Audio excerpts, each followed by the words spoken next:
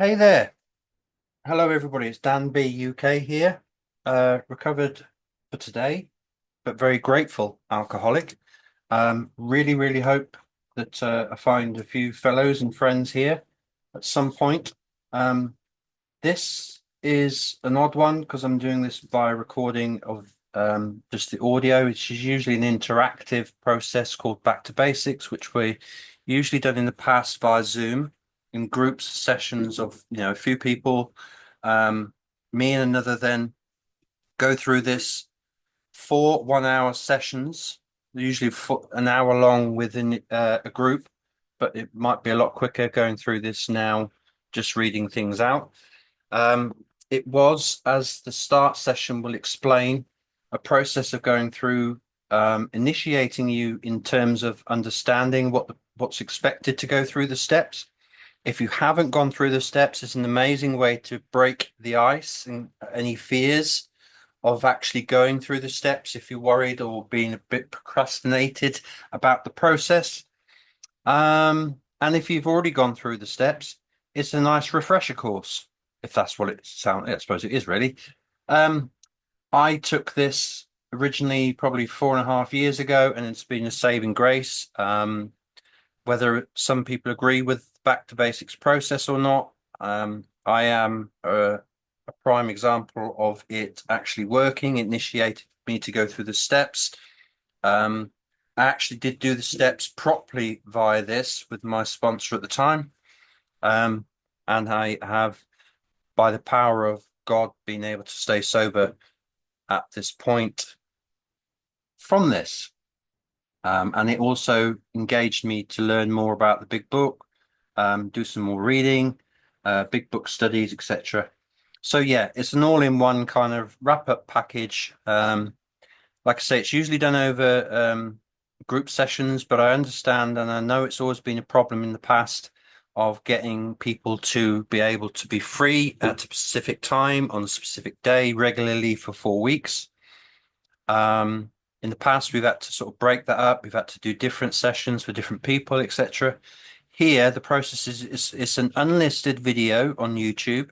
So if you've got the link, that's the only way you can access it. It's not shared publicly or etc. So in the what's it of anonymity, etc. Um, it's on my AA based YouTube channel. So there are other live meetings on there that I help being part of recording. But this is designed to get you refreshed, listen, get into the big book, get onto the steps, take the steps, and crack on.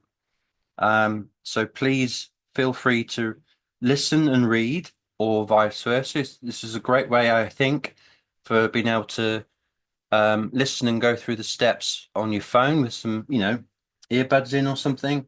If you're able to follow the stuff on the form on the sheets that are coming up that are screen recording at this particular time, that'd be super.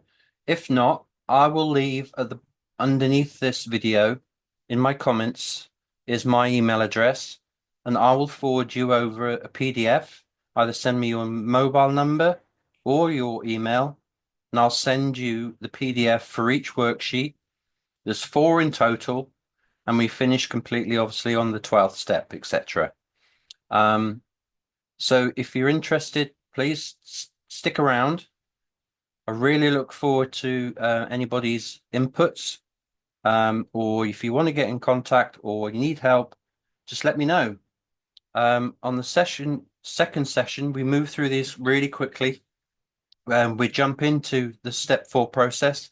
Again, if you're fearful of that or procrastinating about it, for this, we can literally just do a couple of resentments, a few resentments or fears, just to break the ice on that moral inventory process of things.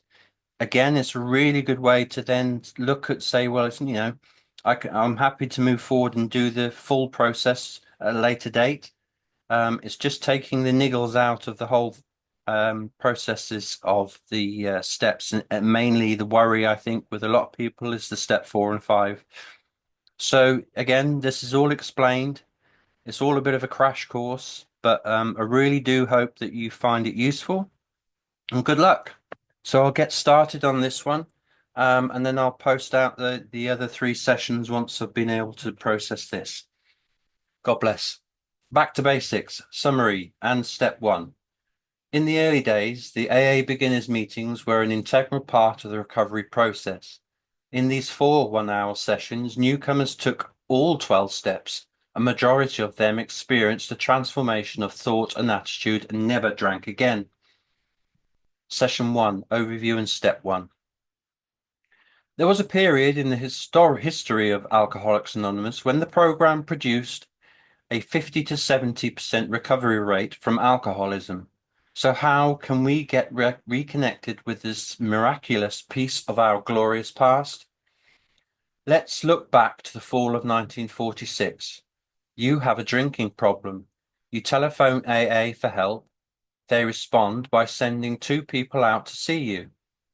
These ex-problem drinkers talk about their personal experience with alcohol and how they found a way out. They tell you that as part of their recovery, they try to be of service to others. After listening to their stories, you agree to be hospitalized. They take you to a local sanitarium where you are withdrawn from alcohol. The process takes 3 days. During this period of time, you are visited by many of the members of the local AA group. Beg your pardon. Upon your release, you're assigned a sponsor or sharing partner whose responsibility it is to accompany you to the AA beginners meetings. You take all 12 steps in 1 month. Your life changes and you never drink again. Sounds incredibly simple, doesn't it? Well, it was simple and it worked. AA's remarkable recovery rate during the 1940s was due in large part to these 4 one-hour sessions. For many thousands of alcoholics, the beginners' meetings became the foundation stone of their recovery. So let's imagine it is early evening on a weeknight in a Midwest city. You are sitting at a table in the meeting room of a local church. You have a copy of the book titled Alcoholics Anonymous with you, along with a pencil and paper. The first of the 4 one-hour sessions are about to begin. It's not that drastic, but there you go. This meeting is hosted by one of the local AA groups. The leaders are members of the group who have taken the steps and have helped others through them. It is now their turn to conduct the beginners' meetings. The only change we've made to this 1946 AA meeting format is to use the page numbers from a later edition of the book Alcoholics Anonymous, i.e. the first edition. We are now on the 4th, rather than the page numbers of the first edition, which was in use at the time. So, this is the first of the 4 one-hour AA meetings that will change your life. During the next several weeks, you will learn how to recover from the affliction of alcoholism by taking the 12 steps as described in the big book Alcoholics Anonymous. AA has found an answer to the insidious illness. As members of AA, we are here to share our solution with you, which is a spiritual-based program of action that will remove your compulsion to drink and provide you with a new way of living without alcohol. Taking this meeting today is myself, Dan B, as I've already introduced myself, and I'm a member of AA. I lead these meetings to help ensure my sobriety. I receive no financial compensation for this service. My reward is to watch people recover and see them work with others. We will begin with the session by reading a statement from the AA book. We are not an organization in the conventional sense of the word. These are no fees or dues whatsoever. The only requirement for membership is an honest desire to stop drinking. We are not allied with any particular faith, sect, or denomination, nor we oppose anyone.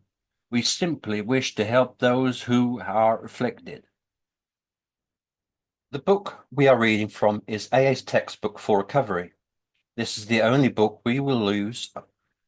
Before I carry on, I keep saying we because it's usually part of the session. So if I mix between the third party in myself, I do apologize. This is the only book we will use during these sessions, except for an occasional reference to an AA pamphlet, newsletter article, or source of material used to write the book. What we just read there sums up AA's fellowship quite well. We are not a religion, and we don't get involved in politics, psychology, or medicine. As the title of the book implies, we are an anonymous society. We can be assured we protect your anonymity at this and all other AA meetings. I ask that you do the same for me and for everyone else who is with you. The AA book, or the Big Book as it is often referred, was first published in April 1939. It was written by several of the first 100 men to recover from alcoholism. Since then, alcoholics all over the world have used the book as the basis of a program of recovery. The original title of the Big Book was 100 Men because at the time it was written, there were no women on the program. Then Florence R. started attending meetings in New York City. She stayed sober long enough to convince the men to change the name of the book, which they did. But because the book was so close to publication, the authors didn't have time to change the contents. Please keep this in mind as you read the Big Book. It was written by men for men. Now, of course, there are many women on the AA program, but that wasn't the case on when the book was first released. So obviously there's a lot of he's and hims in the book. So please bear with them with that. It was written in 1939. So we aim to complete each session within an hour with time for questions at the end, obviously not today, to keep the flow of the session. I will ask that you write down anything you do understand, don't understand, and need clarified, and please message me or email me, and I'll ask them at the, whenever you send them through. So don't worry about writing page numbers and references and fellows and all this sort of stuff down. Again, I will email or WhatsApp you a PDF copy of this, which will have the reference numbers in, etc. If you cannot find something we say in the Big Book, consider it to be my point of view rather than fact. I will do my best to keep my only personal opinions out of this presentation. We are here to pass the AA program as written and practiced by the early members. I'm not here to provide you with my interpretation of the program. The beginners' meetings began in the early 1940s when AA started growing so rapidly it became impossible for the old members to individually take new prospects through the steps. The sessions were formalized in September 1944's pamphlet titled Alcoholics Anonymous, An Interpretation of the 12 Steps, published by the Washington, D.C. group. Since 1944, this pamphlet has been reprinted throughout the United States. The preface to the pamphlet contains the following. These meetings are held for the purpose of acquainting both the old and the new members with the 12 steps upon which our program is based, so that all 12 steps may be covered in a minimum amount of time. They are divided into 4 classifications, and one evening each week will be devoted to each of the 4 subdivisions. As you notice, I've got Bill W. actually is reading with me tonight, so I'm very privileged. In 1945, the Grapevine, which is a newsletter published by our New York City headquarters, devoted 3 articles to the beginners' meetings. These articles describe the sessions in St. Louis, Missouri, Rochester, New York, and St. Paul, Minnesota. Apologize if I pronounce those wrong. Each group has developed its own guidelines for conducting the beginners' meetings. However, all these groups have a common purpose: to provide a safe, structured environment where newcomers learn the principles of AA, take the 12 steps, and have a life-changing spiritual experience. In addition, these meetings give those who have taken the steps the opportunity to help those who are new to the program. In order for the process to work, newcomers need to be matched with an AA member who are willing to guide them through the full 1 hour sessions. Newcomers do not attend beginners meetings alone. They are accompanied by their sponsor or sharing partner. This section here is designed to interact with the group as it would be on the Zoom meeting. So ideally, if you're a newcomer and you don't have a sponsor, please let me know and we can try and help. Or I can try and help and be a sharing partner through these sessions, or find another fellow who can help you. But either way, please let me know if you're okay with that. So this second page is designed predominantly as if we are in the group session on Zoom, so bear with me. Now, we shall proceed with the main part of the session. Starting on Roman numeral page 13, the first paragraph states, "We of Alcoholics Anonymous are more than 100 men and women who have recovered from a seemingly hopeless state of mind and body. To show other alcoholics precisely how we have recovered is the main purpose of this book." Gone down all Louisiana now. So the big book authors immediately tell us the purpose of this book is to show us how to recover from alcoholism. This is a revolutionary statement because before the big book was written, there was no hope for the alcoholics. Now, anyone who is willing to follow the directions they have provided can recover. The message of hope is expressed again in the third paragraph on page 17. The tremendous fact for every one of us is that we have discovered a common solution. We have a way out on which we can absolutely agree and upon which we can join in brotherly and harmonious action. This is the great news that the book carries to those who suffer from alcoholism. In the third paragraph on page 25, the authors explain that for us there is no middle ground. We will either find a new way of living or else succumb to the ravages of alcoholism. If you are as seriously alcoholic as we were, we believe there is no middle of the road solution. We were in a position where life was becoming impossible, and if we had passed into the region from which there is no return through human aid, we had but two alternatives. One was to go to the bitter end and blotting out the consciousness of our intolerable situation as best we could, and the other, to accept spiritual help. In the first paragraph on page 44, the authors describe the alcoholic and then tells us what it is going to take to recover. Starting with the fourth line, they write, "If when you honestly want to, you find you cannot quit entirely, or when drinking you have little control over the amount you take, you are probably alcoholic. If that be the case, you may be suffering from an illness which only a spiritual experience will conquer." To make sure everyone understands what we just read, we are going to read that last line again. In case that be, if that be the case, you may be suffering from an illness which only a spiritual experience will conquer.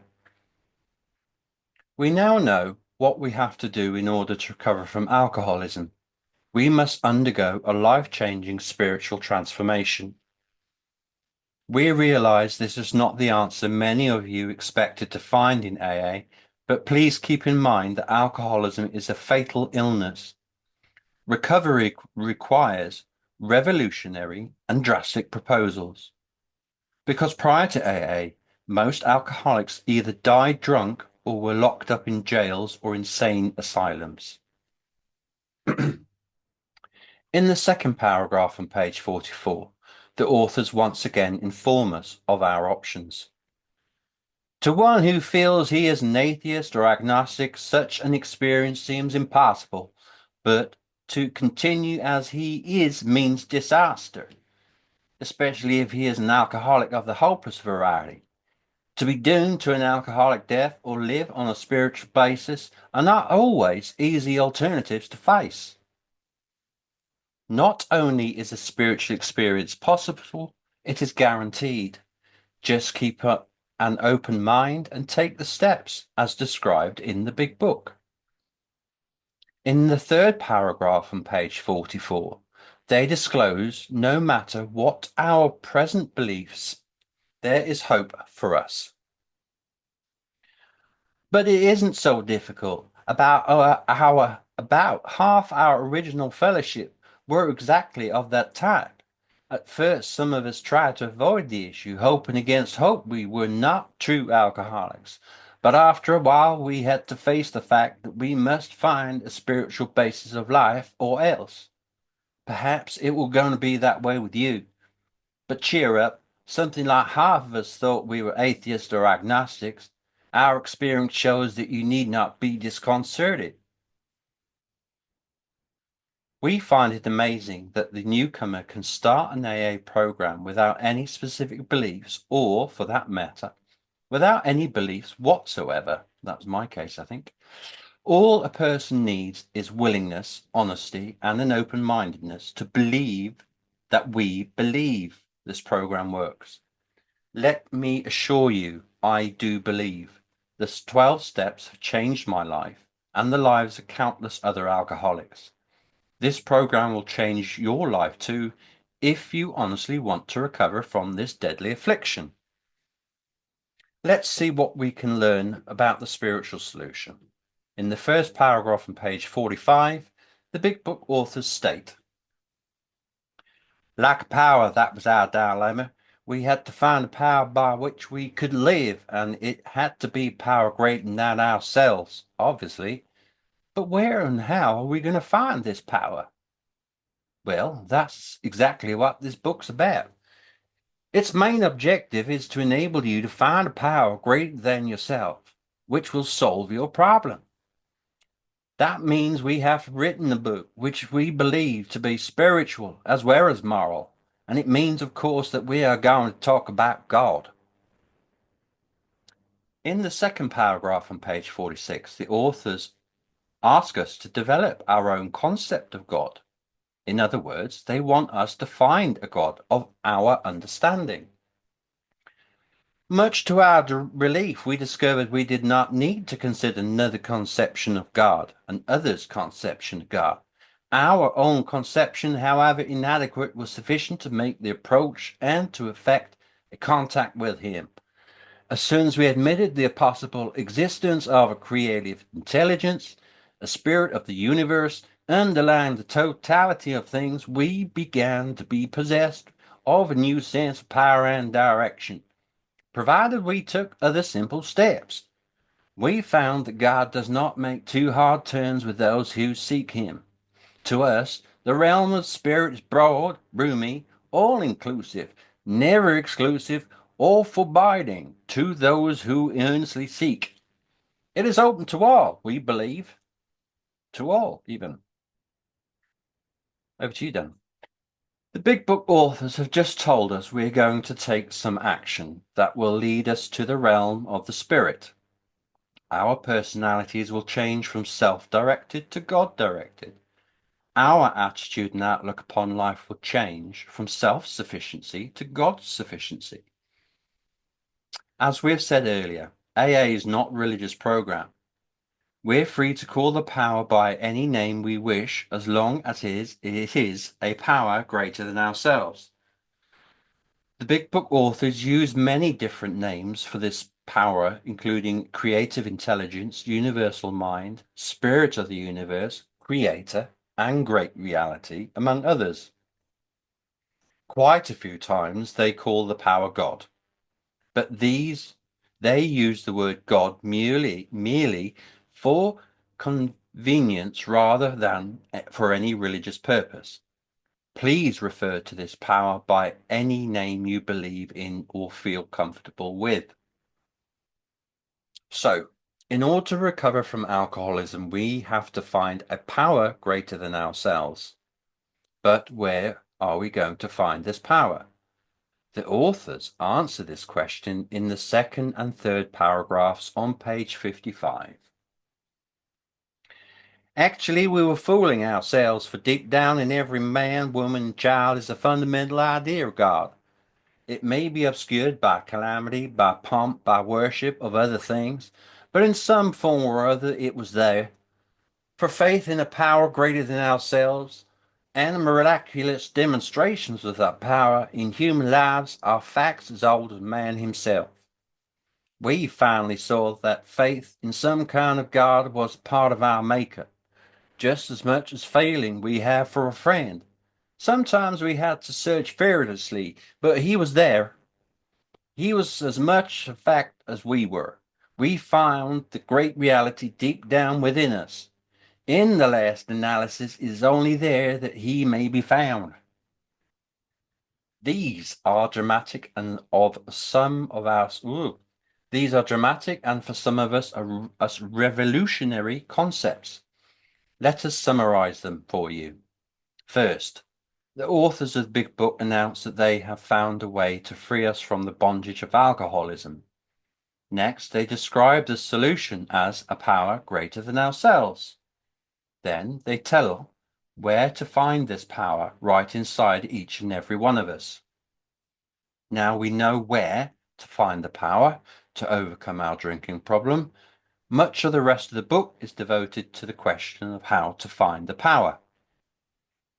Basically, we find the power by taking the 12 steps. These steps are listed on pages 59 to 60, and I will read them out. Read the 12 steps along with the page numbers where each step is located. I'll leave the PDF here and read the steps out because we know it. 1. We admitted we were powerless over alcohol, that our lives had become unmanageable. 2. Became to believe that a power greater than ourselves could restore us to sanity. 3. Made a decision to turn our will and our lives over to the care of God as we understood him. 4. Made a searching and fearless moral inventory of ourselves. 5. Admitted to God, to ourselves, and another human being the exact nature of our wrongs. 6. We are entirely ready to have God remove all these defects of character. 7.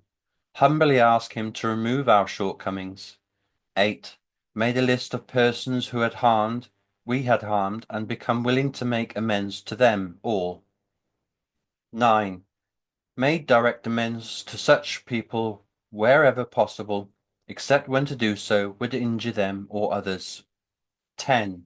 Continue to take personal inventory, and when we are wrong, promptly admit it. 11.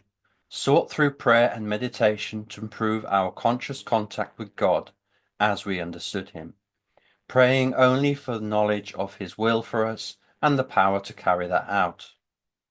12. Having had a spiritual awakening as a result of these steps, we try to carry this message to alcoholics and to practice these principles in all our affairs. So, that's a pretty good rundown so far, I hope. I hope you're still there and you're still awake if you were on your phone or going to sleep. So let's begin with the first step. Step 1. We admitted we were powerless over alcohol, that our lives had become unmanageable.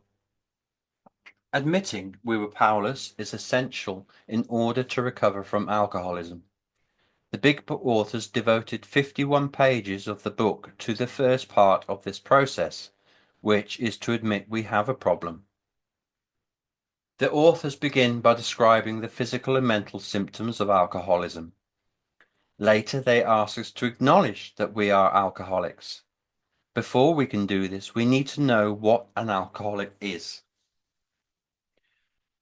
Much of the first chapter of the Big Book is based on 2 letters written by Dr. William D. Silkworth, a physician at Towns Hospital in New York City. In the late 1930s, very little was known about alcoholism, but much of what Dr. Silkworth wrote then is still relevant today. In the first paragraph, Roman numeral page 25 or XXV, Dr. Silkworth describes how Bill W., one of the co-founders of AA, recovered from alcoholism. Bill had been as a well-respected Wall Street stock analyst, but he lost everything because of his drinking. In late 1934, I attended to a patient who, though he had been a competent businessman of good earning capacity, was an alcoholic of the type I had come to regard as hopeless. In the course of his third treatment, he acquired certain ideas concerning a possible means of recovery. As part of his rehabilitation, he commenced to present his conceptions to other alcoholics, impressing upon them that they must do likewise with still others. This had become a basis of a rapidly growing fellowship of these men and their families. This man and over 100 others appear to have recovered. I personally know scores of cases who were of the type with whom other methods had failed completely. For several years prior to 1934, Dr. Silkworth had been treating alcoholics at Towns Hospital with very little success. Then, during his fourth trip to the hospital, Bill discovers the spiritual solution to alcoholism, which he helps develop into the AA program. One of the things Bill is told while in Towns Hospital is that he has to work with other alcoholics in order to stay sober himself. He also learns that alcoholism is a physical and mental illness, which only a spiritual experience can conquer. In the first paragraph, Roman numeral page 26, XXV1, the authors confirm that Dr. Silkworth is well aware of the physical symptoms of alcoholism. The physician who, at our request, gave us this letter has been kind enough to enlarge upon his views in another statement which follows. In this statement, he confirms that we who have suffered alcoholic torture must believe that the body of the alcoholic is quite as abnormal as his mind. Did not satisfy us to be told that we could not control our drinking just because we were maladjusted to life, that we were in full flight from reality, or we outright mental defects. These things were true to some extent, in fact, to a considerable extent with some of us. But we are sure that our bodies were sickened as well. In our belief, any picture of the alcoholic which leaves out this physical factor is incomplete. Let's look at the abnormal physical reaction to alcohol. Alcohol is a poison. The normal response to alcohol is to have one or two drinks and stop. But the alcoholic reaction is much different.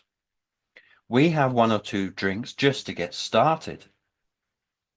In the fifth paragraph on Roman numeral page 30, Dr. Silkworth tells us that because of this abnormal reaction, we must refrain from drinking.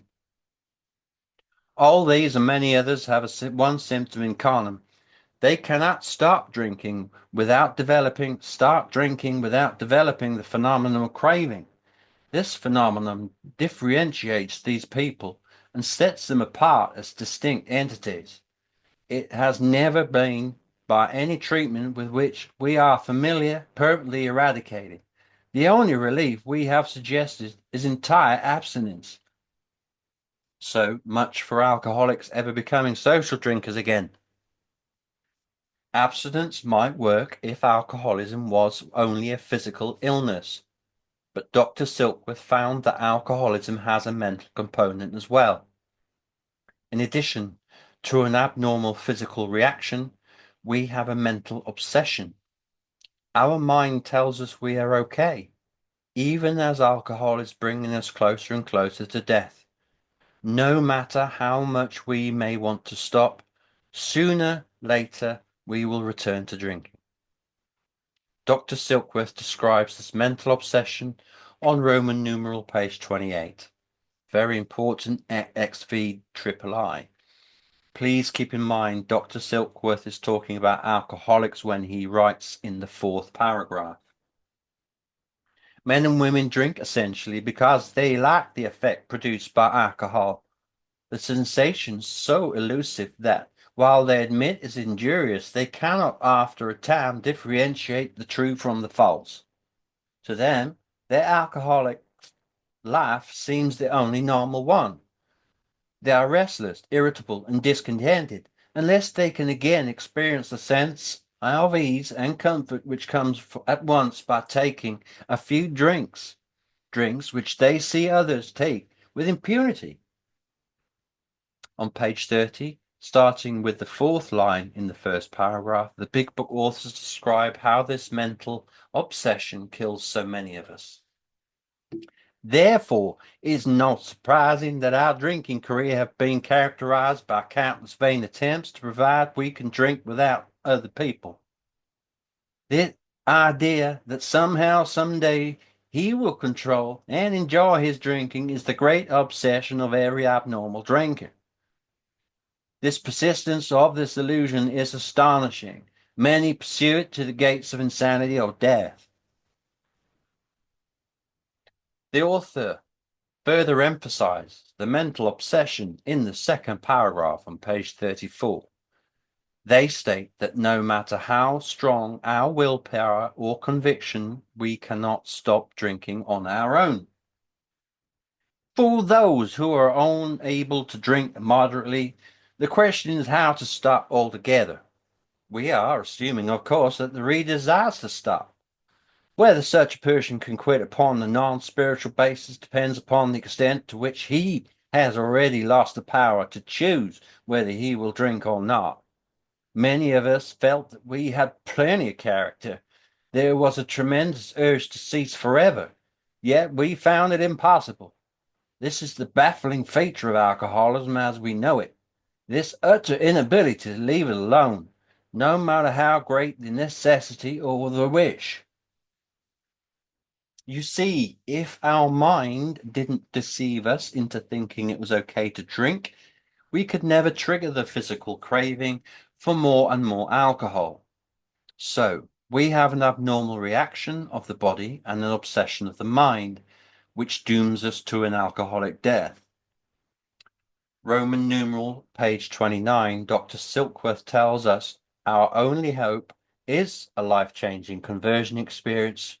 Starting with the third line from the top of the page, he writes, after they have succumbed to this desire again, as so many do, and the phenomenal craving develops, they've passed through the well-known stages of a spree, emerging remorseful, with a firm resolution not to drink again.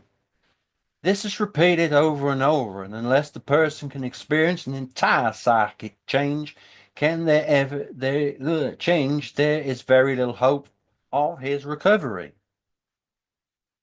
So, the predominant doctor in the field of alcoholism states that the medical community cannot help us. Our only hope is a spiritual awakening. The next chapter of the Big Book deals with Bill W., our New York City co-founder, and how he overcame his alcoholism. Some people have difficulty identifying with Bill because he was such a low-bottom alcoholic. Here, as elsewhere in the book, we ask that you look for similarities rather than differences. See where you can identify with Bill as he continues to use alcohol long after it has become a problem. In the first 7 pages of his story, Bill describes the progressive nature of his drinking. In the 1920s, he was a successful Wall Street stock analyst, and within a few short years, he loses everything. He becomes an unemployed, hopeless alcoholic. In the first paragraph on page 8, Bill has a moment of clarity. He realizes he is powerless over alcohol. He is licked and defeated. No words can tell of the loneliness and despair I found. That bitter morass of self-pity quicksand stretched around me in all directions. I had met my match. I had been overwhelmed. Alcohol was my master. Bill cannot stop drinking on his own admission alone. In late 1934, November 1934, an old high school friend, Ebby T visits him. Bill is drunk. Ebby has been sober for several months. When Bill asks Ebby how he stopped drinking, Ebby tells him, "I've got religion." Bill is shocked by but he lets Ebby continue because as he writes, "My gin would last longer than his preaching." But Ebby doesn't preach. Instead, he describes a group of people he has recently met who have found a spiritual solution to many of the world's difficulties, including alcoholism. They taught Ebby how to recover from his alcoholic illness by practicing 4 spiritual activities, activities that later become the foundation of AA. 1. Admit our problem. AA's first, second, and third steps. 2. Sharing. AA's fourth, fifth, sixth, and seventh step. Restitution. AA's eighth and ninth steps. Guidance. AA's 10th, 11th, and 12th steps. Soon after, Ebby visits Bill checks into town hospital, as we described earlier on in the reading. There, under the direction of Dr. Silkworth, Bill is physically withdrawn from alcohol for the 4th time while in the hospital. Bill applies the 4 spiritual activities to his drinking problem. In the second paragraph on page 13, Bill writes, "There I was humbly offered myself to God, as I understood him, to do with me as he would. I placed myself unreservedly under his care and direction." Immediately after this, Bill begins sharing his shortcomings with Ebby. Starting with the second line in the second paragraph on page 13, Bill writes, "I ruthlessly faced my sins and became willing to have my new-found friend take them away root and branch. My schoolmate visited me, and I fully acquainted him with my problems and deficiencies." Together, Bill and Ebby identified the blocks that were preventing Bill from tapping into the power greater than human power, the power that would solve his problem. Then, starting with the second line in the third paragraph on page 13, Bill learns how to remove the blocks by making restitution. "We made a list of people I heard hurt or toward whom I felt resentment. I expressed my entire willingness to approach these individuals, admitting my wrong. Never was I to be critical of them. I was to right all such matters to the utmost my ability." In the 4th paragraph on page 30, Bill gets quiet, listens to the God of his understanding, and follows guidance. These actions are essential for establishing a two-way relationship with the one who has all power. I was to test my thinking by the new God consciousness within. Common sense would thus become uncommon sense. I was to sit quietly when in doubt, asking only for direction and strength to meet my problems as he would have me. On page 14, starting with the second line, the 6th paragraph, Ebby explains the necessity of working with others. Particularly, even, I think he's had a drink, was it imperative to work with others as he had worked with me. Faith without works was dead, he said. And how appalling true for the alcoholic, for if an alcoholic failed to perfect and enlarge his spiritual life through work and self-sacrifice for others, he could not survive the certain trials and low spots ahead. If he did not work, he would surely drink again, and if he drank, well, he would surely die. Then faith would be dead indeed. With us, it's just like that. With Ebby as his guide, Bill takes the steps and has a sudden conversion experience. He has the entire psychic change. Dr. Silkworth talks about this in his letter in the 2nd paragraph on page 14. Bill describes his spiritual awakening. "These were revolutionary and drastic proposals, The moment I fully accepted them, the effect was electric. There was such a sense of victory, followed by such a peace and serenity I had never known. There was utter confidence. I felt lifted up, as though a great clean wind of mountain top blew through and through. God comes to most men gradually, but his impact on me was sudden and profound. Bill makes direct contact with the spirit of the universe and recovers from alcohol. He hasn't had a drink since, or he never did. There is additional material within the 51 pages of the big book that fully explain the physical and mental symptoms of alcoholism and how our lives have become unmanageable as the result of our drinking. All we have done is highlighted some of the more important passages. However, I hope, I've shown you enough for you to proceed. Now is the time for us to begin our journey together towards the spiritual awakening that will change your lives. Let me see who is ready to take the first step. Step 1. We admitted we were powerless over alcohol, that our lives become unmanageable. The big book authors tell us exactly what we have to do. In the second paragraph on page 30, they write, "We learned that we had to fully concede to our innermost selves that we were alcoholics. This is the first step in recovery. The delusion that we were like other people, or presently or maybe, has to be smashed. In order to smash the delusion that you are not alcoholic, I am going to ask you to answer a simple question. Are you ready to concede to your innermost self that you are powerless over alcohol? In other words, are you an alcoholic? All that it requires is a yes or no answer. If you have any reservations about taking the first step, please let me know. Your sponsor or sharing partner will be willing to spend time with you this week to discuss your uncertainty. We want to give you enough opportunity to comprehend the devastating consequences of this terrible affliction.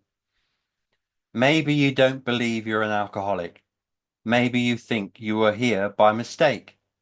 We just want you to know we'd rather be inside the fellowship of AA by mistake than outside the fellowship, drinking and dying by mistake. It's something to think about. Now, this part of the video, I will ask the question and then pause. And in your own time, either say yes out loud or in your head, or no out loud or in your head. And this will be the end of the session. Now, will those who are ready to take the first step please unmute, or whatever you're doing at this current moment of time. I will ask you this question to take the first step. Do you concede to your innermost self that you are an alcoholic?